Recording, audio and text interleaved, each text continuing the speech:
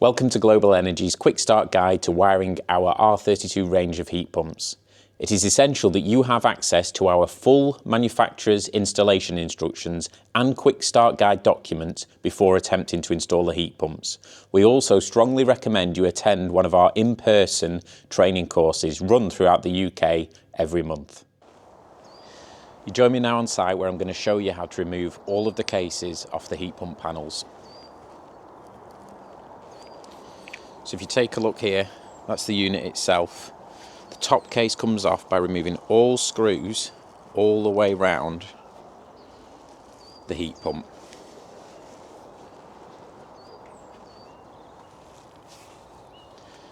That will then remove the top case. The side case, you need to remove the top two screws, the bottom two screws, and not forgetting that screw on the back. Then this case will drop down and remove. The front case is the bottom two screws, and that will drop down and remove. I'll just show you removing the cases on the heat pump. It's okay to remove the cases with an impact driver, but putting these screws back in, if you are going to use an impact, it must be on the loosest torque setting.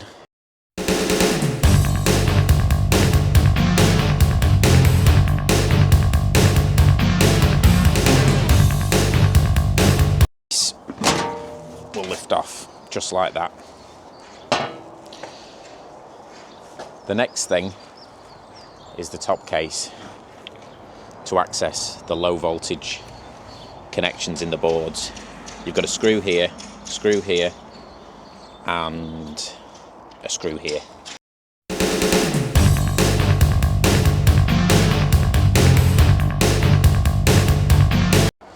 And that'll just lift off.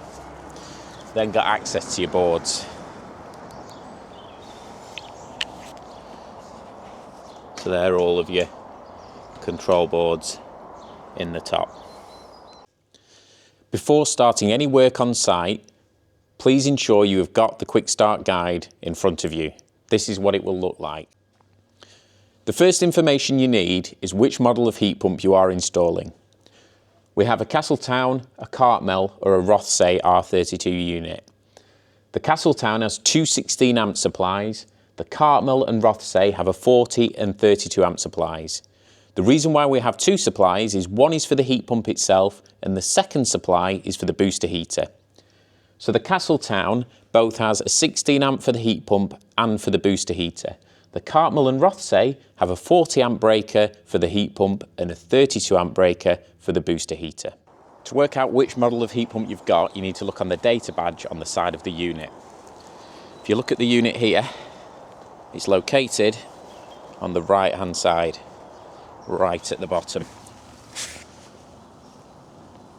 And you can see Castletown R32, so that'll either say Castletown, Rothsay or Cartmel.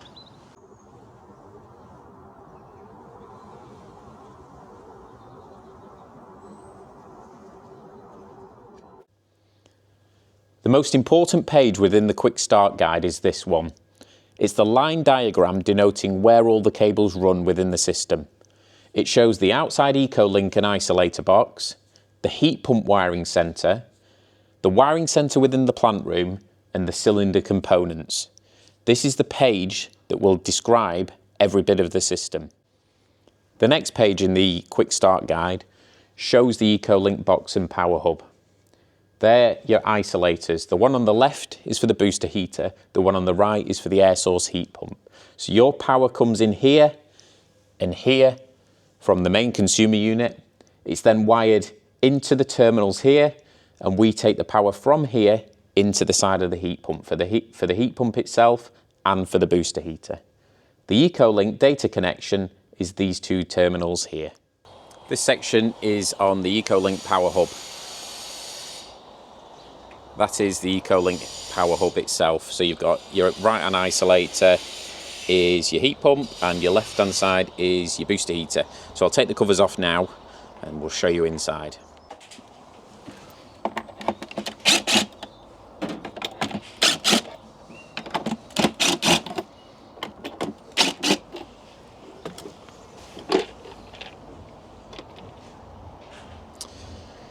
So within the EcoLink Power Hub, you'll bring your power supply from your consumer unit into the isolator.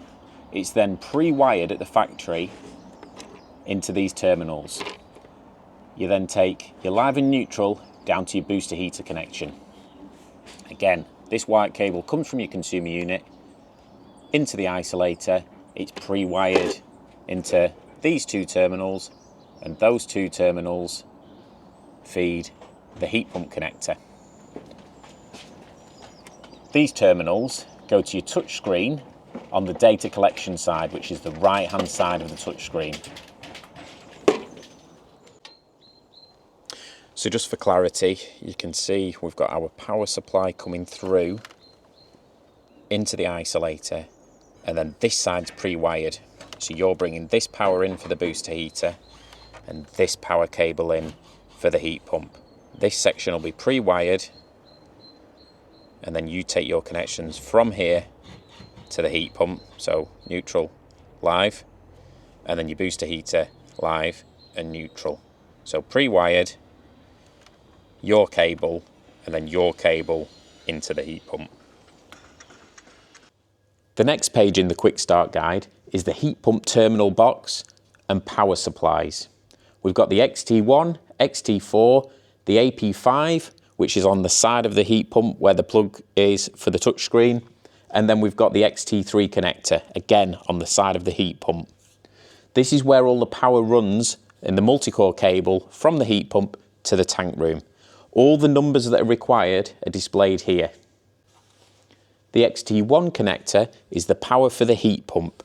So from the isolator box down into the heat pump, you connect your live, neutral and earth for the heat pump supply. The XT4 is the booster heater supply. So you have your live and your neutral and then an earth terminal next to it for the booster heater. The AP5, which is to the right hand side of all these connections, is where you plug your touchscreen control cable into CN22. I'll now switch to site to show you all of these connections and where the cables connect into. On the side connections, we have the power supply for the heat pump, live, neutral and earth, and the power supply for the booster heater, live, neutral and earth. We also have the AP5 board, which is where you plug the touchscreen in, and it also has a screen connector. Okay, so that's the AP5 touchscreen connector, booster heater live and neutral, heat pump live and neutral. The XT3 connector is located here, and this is where you connect your live and your neutral. So 15 is your permanent live, 14 is your neutral, and 21 is the switch for the Belimo valve. If you're using external controls, you put your switch into 12. The high limit start and honeywell valve are wired in this formation. We take a live from 21 in the XT3 wiring centre through the high limit side of the start, not the control side, onto the brown of the Honeywell 2-port valve. You then use the common neutral and earth within the wiring centre on the tank. The orange and grey connections on the Honeywell valve just need to be made safe in separate terminals. I'll now switch to site to show you this physically.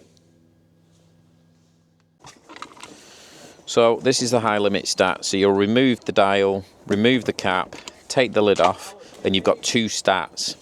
This right hand side start we're not going to use. That's for control, and we're controlling our hot water from the tank sensor. That's a high limit start. That's the only one we're interested.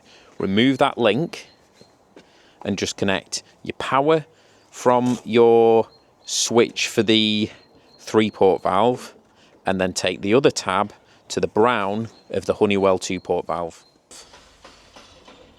The Honeywell valve has earth, neutral being blue, the grey, the light grey and the orange are unused, and the brown is fed from the high limit start.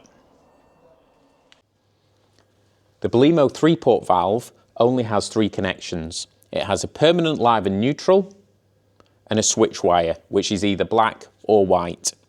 I'll now switch to site to show you this. This is the Belimo 3-port valve. The Belimo 3-port valve has 3 cores: permanent live, neutral and the switch. On the rear of the user interface, so that's the touchscreen controller with 2 connections. With the CN4 connection, which plugs into the AP5 board, which is on the side of the heat pump, and then with the CN2 EcoLink power supply hub connector. That goes from the touchscreen into the EcoLink power hub. This is a touchscreen controller, so this should be mounted in an accessible position for the customer to be able to access to change settings. I'll show you the back of that in a second. So, on the rear of the touchscreen, you've got the main plug that plugs into the side of the heat pump that I showed you, P5 board, which is where you plug the touchscreen in, and it also has a screen connector. But then your EcoLink, the 2 cores that come from the wiring centre next to the isolators are those 2. So that plug plugs in there, and you connect those 2 cores to the connections on the wiring centre. Is your EcoLink connection. So these 2 cores need to go all the way back to the touchscreen. If you're using third-party controls and not the heat pump controller to control your heating, this is how it's connected. Essentially, you can choose any type of controller, be it Honeywell, Hive, Nest, underfloor heating controller. As long as you connect it in this formation, the heat pump will run.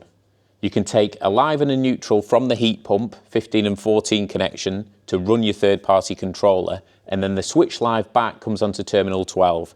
Essentially, that is a demand for heat. If you do decide to use a third-party controller, you must operate your third-party pump from that control system too. So if you are sending a switch live back to terminal 12 to demand heat, you also need to run your central heating pump on that same circuit. I'll switch to site now to show you this in real life.